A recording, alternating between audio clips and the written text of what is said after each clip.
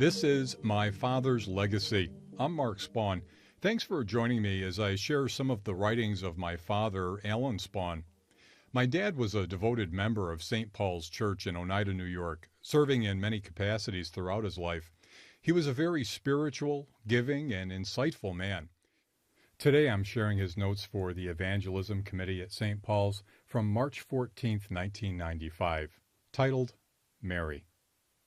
While I was in the hospital this winter, I met many people, but there's one I'll tell you about. Her name is Mary. I don't even know her last name. Just 2 days before I was discharged, I was out walking the halls late that night, and I thought, well, it's about time to go back to my room and call it a day. But as I started for my room, I was drawn to go into the patient lounge. I'd been in there the day before. It was a cold room with some chairs, magazines, an old couch, a piano, and some tattered music. As I wandered in, I was surprised to find someone stretched out on the couch, covered up with a blanket, with a book in her hand, but seemed to be just staring into space. She didn't notice me at first, and when she did, she was startled and sat half up and said, "Oh, do you mind that I'm here?" I said, "Certainly not." And then I told her I had just been walking the halls and just wandered in. We introduced ourselves and made some small talk, and then she asked about me, so I told her what had happened. She told me that she had planned to go home earlier that evening, but unsure why, just couldn't go. There was something about her, her voice, her eyes, her expression, that seemed to say much more than her words. I sensed that something was terribly wrong.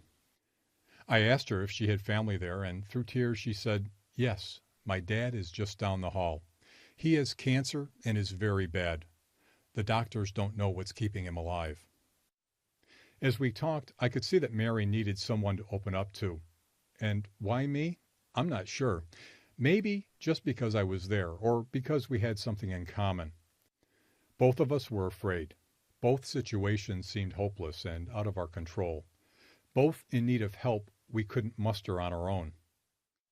Then she shared with me two things that were really bothering her. Her dad had never told her that he loved her. What would happen to him after he died?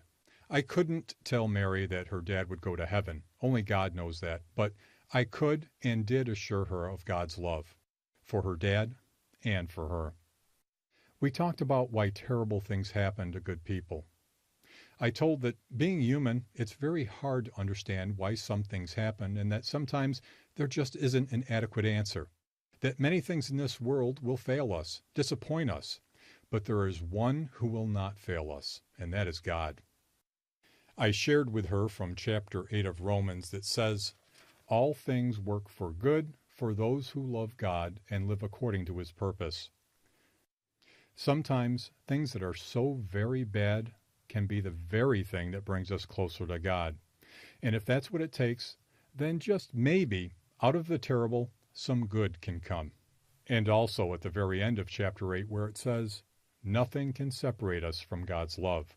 As we talked about her family life, it was quite evident that her dad did love her, and he showed it in many ways, but like many other men, just couldn't say the words. And now being so very sick, it was unlikely that he ever would.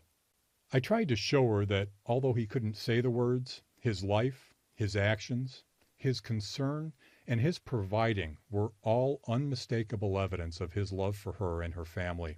After we talked, Mary said, "I can't believe what you've been saying. You don't even know me, and yet you have told me exactly what I needed to hear." She said, "Now I know why I couldn't go home earlier." And I thought to myself, now I know why I walked into that room. Surely God was in that hospital room. We both sensed it.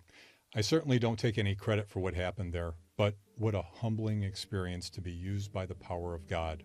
We hugged and we cried. Thanks for joining me for My Father's Legacy. I'll be sharing more of Alan Spawn's writings in future podcasts. You can find all of them at spawngroup.com/legacy.